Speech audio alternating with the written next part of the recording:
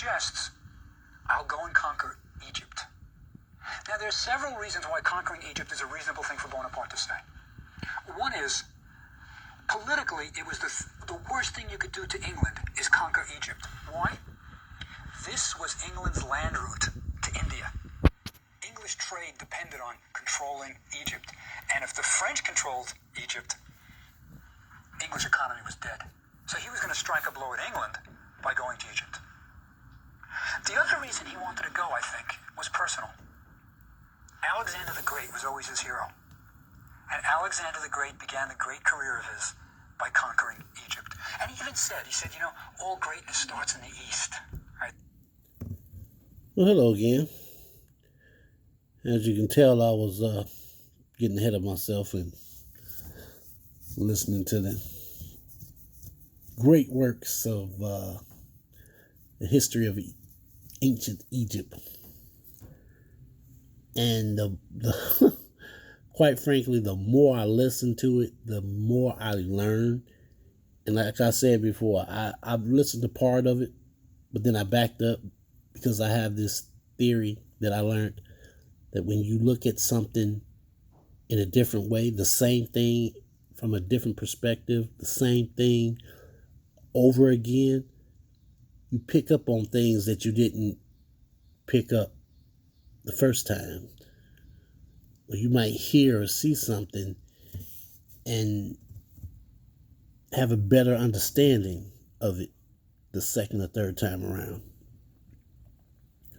So here I am sharing my knowledge with you all as I explore this ancient world, especially when it comes to Negroes, black people, because this is part of our history. This is what I believe. Why do we do some of the things we do? Why do we respond certain ways? This audiobook explains a lot to me, about me, So, with that said, let's continue. So he wanted to conquer Egypt, I think, because Alexander the Great had done it. Now, also, I think he wanted to see the place. He was a person like we are. He was also a scholar, by the way. Don't think of Napoleon, as this crude guy. Not at all. He was a member of the French Institute in Mathematics. He was a bit of a culture vulture. Wherever he went, he would draw up lists of artworks to be requisitioned, right? He was an okay guy. As a matter of fact, our system of numbering the streets, odd-numbered houses on one side, even-numbered on another? That was Napoleon's idea. He got lost one night, ticked off, he couldn't find a house. We're going to number odd, number, and even number. But Napoleon was really somebody to be reckoned with, right? So he was off to Egypt. The year is 1798. Now, what was known about Egypt in 1798? Not much. Hieroglyphs, right? Hadn't been deciphered yet, right? And remember, by the way, the word is hieroglyphs. The carvings you see on the walls are not hieroglyphics. That's an adjective, right? It's a hieroglyphic writing. It's a hieroglyphic script. But the ducks and birds are hieroglyphs. Hieroglyphs hadn't been deciphered. So a lot of the history was unknown. There was no systematic attempt at organizing the knowledge that was known. For example, there weren't museums with large collections of Egyptian antiquities.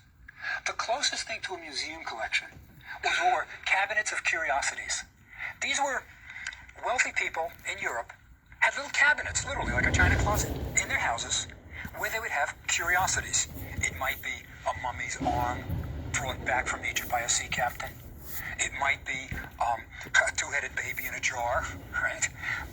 These were the cabinets of curiosities that wealthy people, you would come and after dinner, let me show you my cabinet, right? So this was as close to a museum collection as we had.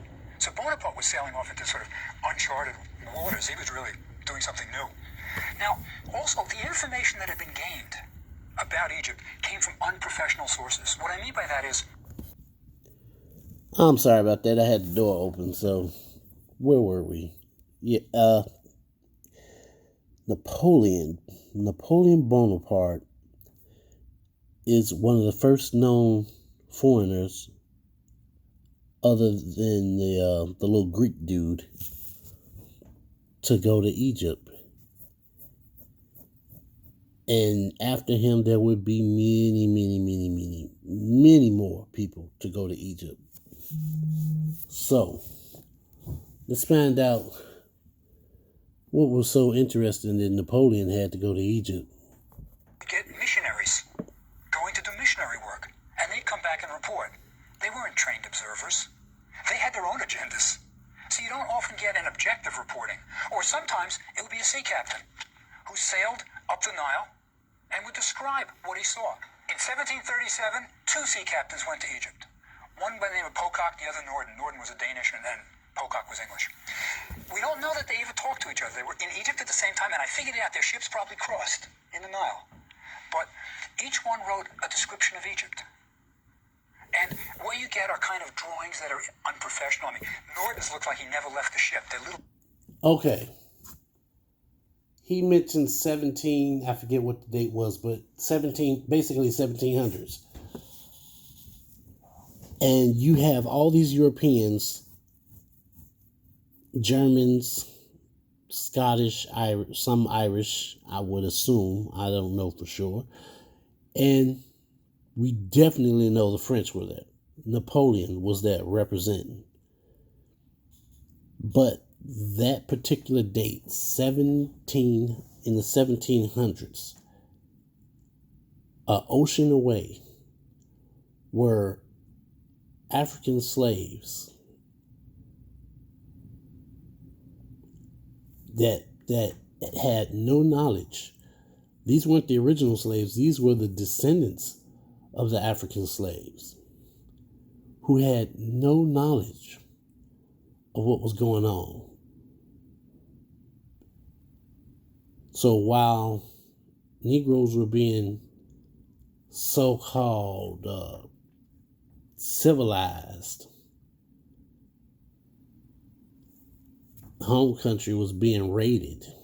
They went over there, they were cataloging everything, and then they took what they wanted. Defenses were down, there was nobody to stop them. And the few that probably tried failed. It's terrible. When I got to this part, moving forward, and I start hearing these dates, I'm thinking to myself, why does these dates sound familiar? 1600s, the 1500s, 1700s.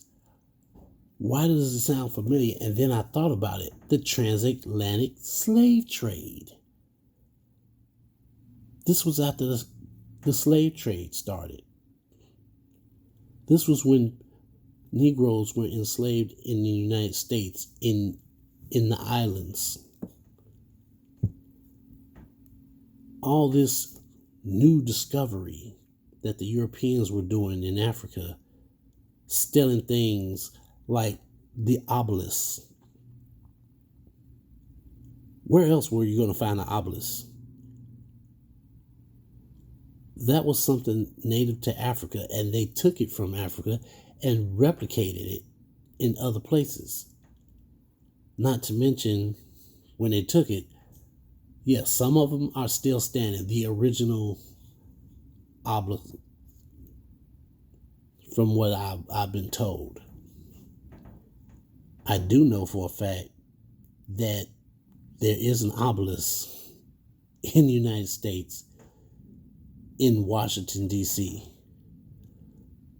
And once I realized that was a creation of Africa, I haven't seen it in person, so I don't know if it's a recreation or if it's the original obelisk. If it's the original obelisk, then it's going to have ancient writing on it.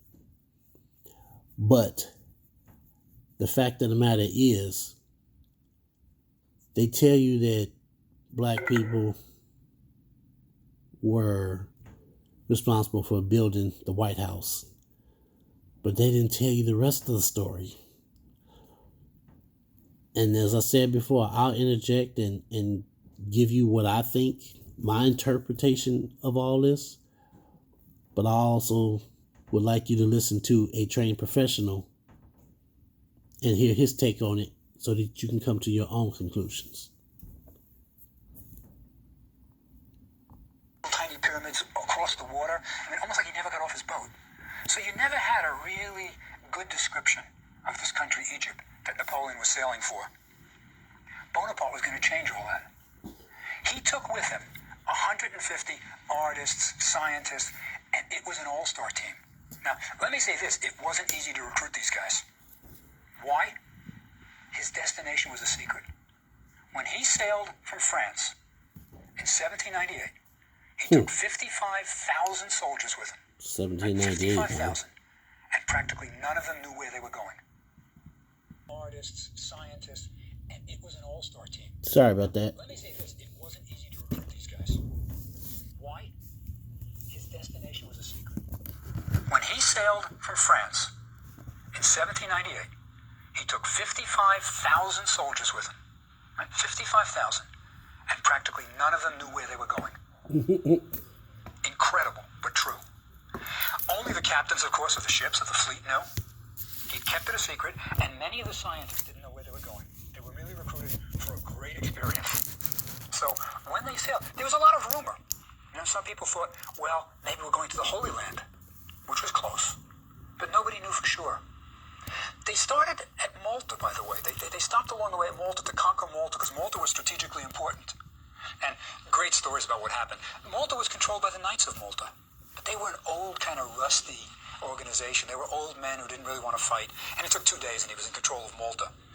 He quickly took all the treasures of the Knights of Malta, right? Which included, by the way, life-size silver statues, 12 of them, of the apostles. They've never been seen again. They disappeared. The only thing he left for the Knights was a splinter from the True Cross. That's what he left them. But after Malta, he sailed for Egypt with his all-star crew. Now, let me tell you about some of these guys. Vivant Denon was probably the second oldest member of the group. They were young. He was in his 50s, Denon. But he was a professional artist and a friend of Bonaparte, and he's later going to become the first director of the Louvre, right? The first director of the museum when it's founded. First started out as Musée Napoleon, by the way.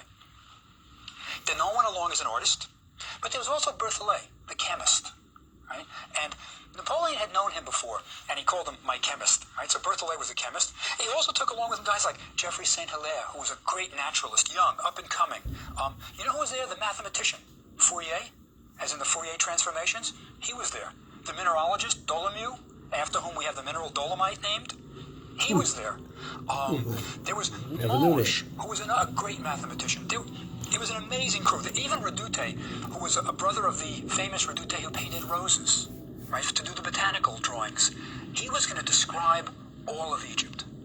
Now, along with these sort of senior scientists, and most of them were professors, came a younger crew of students. Now, these guys were professors at the École Polytechnique, for example. So they brought with them students. You know, hey, I'm going on, you're 19 years old, come on, we're going. And you would have young students along. So many of the people there were like 17, 18.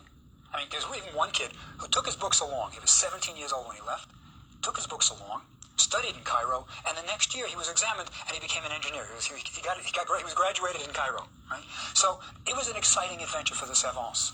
But there was a war to fight, right? Napoleon still had to conquer Egypt. So he leaves in 1798, conquers Malta, and then there's a war to fight. Now, he lands this man near Alexandria. All is well. But one of the things about this campaign that sort of reveals Bonaparte's personality, he was always impatient. I mean, he was a genius, and he was brilliant, but he was impatient.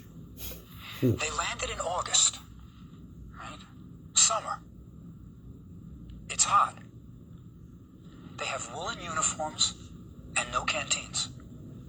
They had not prepared for a desert campaign. And the first thing they do when they march from Alexandria to Cairo, the desert road, they start dying of thirst.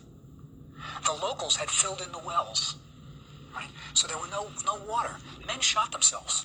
They were in such agony, right?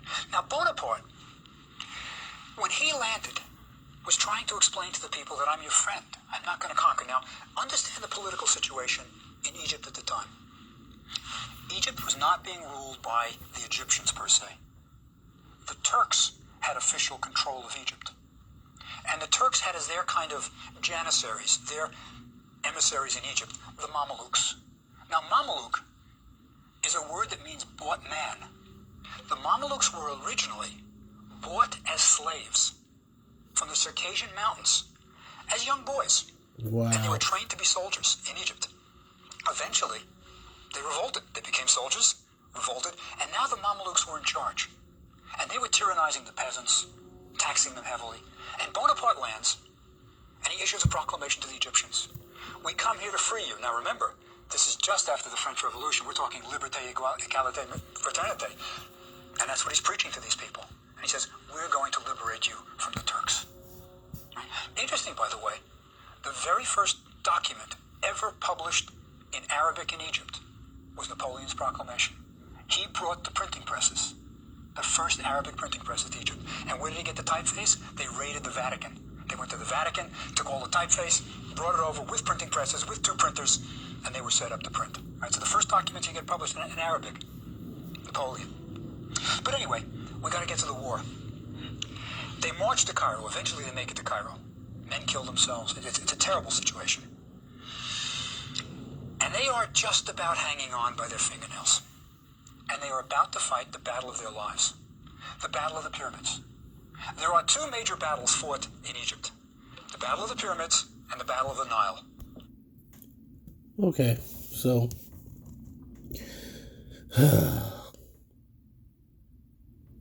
Egypt, Napoleon. Napoleon is fighting a war against the English. And his people feel like if we get to Egypt before them, that'll really piss them off. Okay. However, in the process, the Turks have already gotten to Egypt.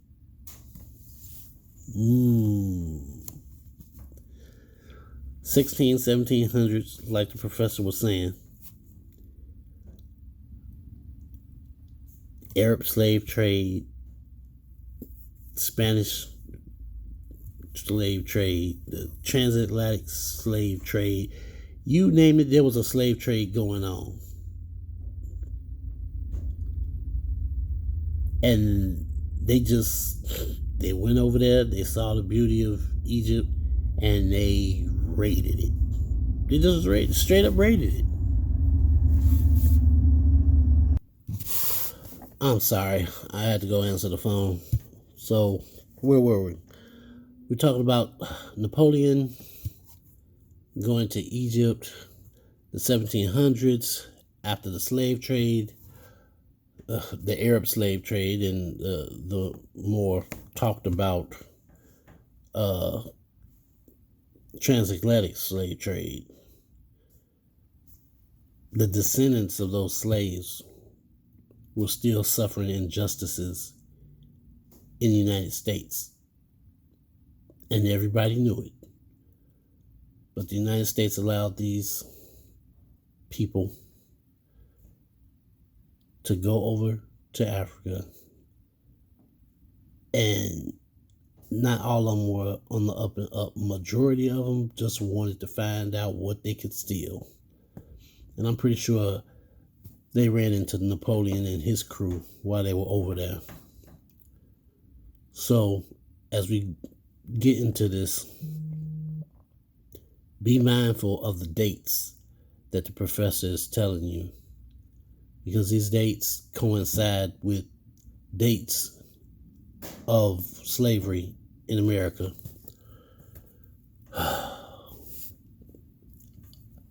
Well, on that note, I'm going to let you ponder that until we talk again.